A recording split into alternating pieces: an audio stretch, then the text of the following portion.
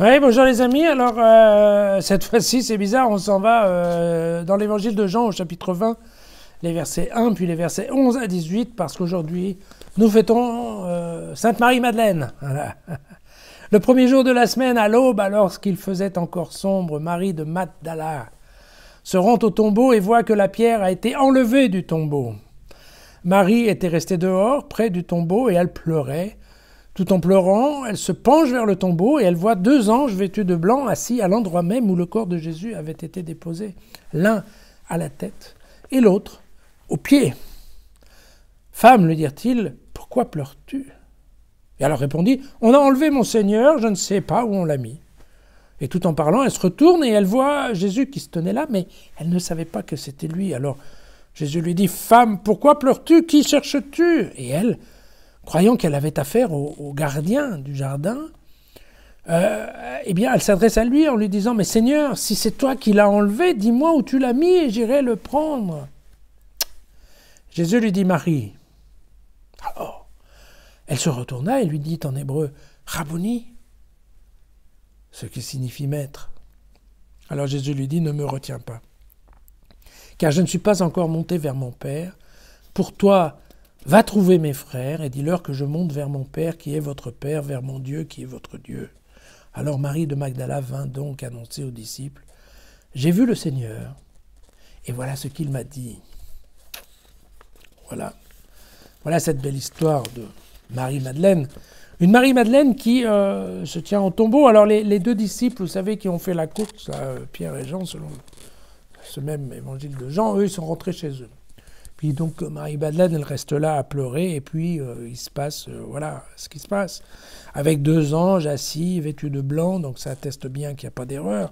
On est bien au tombeau de Jésus. On comprend bien que là, en fait, Jean cherche à couper court aux polémiques qu'il y a eu au 1er siècle. Au départ, on a dit oui. En fait, c'est les disciples qui ont volé le corps de Jésus. Et puis après, on a dit non, en fait, c'est le gardien du jardin qui a mis de côté le corps de Jésus pour que les disciples ne le prennent pas. Oui. Ouais. Et là, effectivement, avec ce jeu des détails, en effet, des deux anges qui sont là, eh bien, il n'y a plus aucun doute, en fait. Vous savez, il y a aussi ces linges qui ont été pliés, donc il n'y a pas de question qu'on ait enlevé en courant le corps de Jésus. C'est pas ça dont on parle, d'accord ? Marie, alors, autre point de détail de l'évangile de Jean, vous voyez que Marie doit se retourner pour parler à Jésus. Elle se retourne. Ça veut dire quoi? Ça veut dire que d'une part, il n'est plus du tout dans le tombeau, hein, il n'était pas caché dans un coin. Et que deuxièmement, il faut qu'elle se détourne de la mort pour voir Jésus vivant. Oui, n'oubliez pas qu'avec Jean, les détails ont quand même un peu d'importance. Voilà. Mais Marie, elle ne reconnaît pas Jésus. En fait, elle le prend pour le gardien du jardin, vous voyez. Et donc, bien entendu, c'est la parole. Voilà. C'est en fait quand Jésus va l'appeler par son nom qu'elle reconnaît sa voix, d'accord, qu'elle va lui dire Rabboni. C'est important parce que ça veut dire quoi? Ça veut dire en termes chrétiens. Hein. Ça veut dire que Marie a la capacité de croire en la résurrection, mais il lui faudra la parole. Avec la parole de Jésus sert à ça. Elle sert à faire croire. Les gens sont aptes à croire, ils ont la capacité de croire, mais seuls ils ne croient pas. C'est-à-dire il y a vraiment besoin de la parole de Jésus. Ça fait partie des grands enseignements de l'évangile de Jean.